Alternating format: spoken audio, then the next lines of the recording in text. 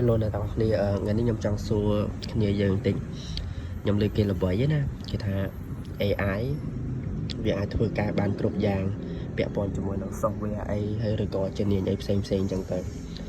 ឡូវខ្ញុំចង់សួរអ្នកទាំងអស់គ្នាថាឧទាហរណ៍ថា project យើងវាធំគ្រាន់បើដែរវាមានច្រើន file យើងចង់ពុលម្ដងដែរហើយ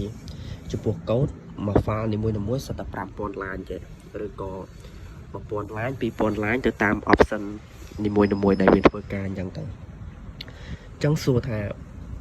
ចំពោះ file ទាំងអស់ហ្នឹងវាមាន4-5 file 10 20 file ដែលវាបាន import ភ្ជាប់ជាមួយគ្នាហ្នឹងទៅពេលដែលវាមានបញ្ហាហើយយើងអត់មានចំណេះដឹងក្នុងការ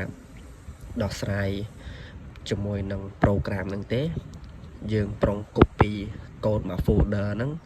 ឲ្យ AI fix ឲ្យមែនគឺអត់អាចទៅរួចទេកុំថាឡើយ project យើងទាំងអស់សូម្បីតែ copy មក file នេះដែលវាមាន code សិតតែ 5000 line 4000 line នេះយើងប្រុង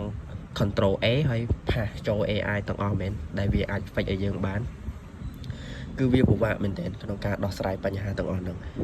ញ្ចឹងគ្មានអីក្រៅពីព្យាយាមដោះដោយដៃព្យាយាមធ្វើយ៉ាងណាឲ្យវាដំណើរការហើយវាទាមទារបទពិសោធន៍ដែលយើងធ្លាប់ធ្វើ project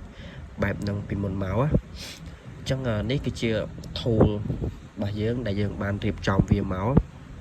ហើយនៅពេលដែលវាមានបញ្ហាម្ដងសឹងថាពេលខ្លះដោះស្រាយវា2ថ្ងៃអីបានដោះស្រាយចេញដោយសារ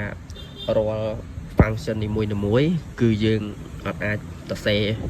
ទៅមក file នឹងបានទេបើសិនណាបើទៅសេទៅមក file សឹងថា code ទាំងអស់ហ្នឹងចូល10000 ឡានអញ្ចឹងគឺយើងត្រូវការអង្គនវាពី function មួយទៅ function មួយគឺយើងព្យាយាមដាក់ដាច់ដោយឡែកពីគ្នាហើយយើងត្រូវ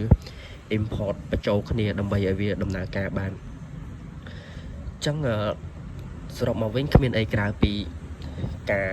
ខំប្រឹងធ្វើរបស់យើងតែប៉ុណ្្នឹងទេគឺយើងអត់អាចឲ្យ AI ធ្វើឲ្យយើងបានទាំងអស់ទេវាធ្វើបានឧទាហរណ៍ថាដូចជា website តូចមួយឬក៏ UI អីគឺវាអាចធ្វើបានក៏ប៉ុន្តែនៅពេលដែលចូលទៅដល់សាច់រឿងកាន់តែជ្រៅទៅគឺព្យាយាមពាក់ព័ន្ធជាមួយនឹងចំណេះដឹងរបស់យើងហើយនឹងបទពិសោធន៍ដែលយើងធ្លាប់ធ្វើអញ្ចឹងទៅនៅពេលដែលយើងបានបទពិសោធន៍ច្រើនការដោះស្រាយបញ្ហាវាលឿនតាមហ្នឹងបើថាយើងអត់ទាន់មានបទពិសោធន៍ error ច្រើនទេគឺការដោះស្រាយរបស់យើងគឺចាប់ផ្ដើមពុលហើយ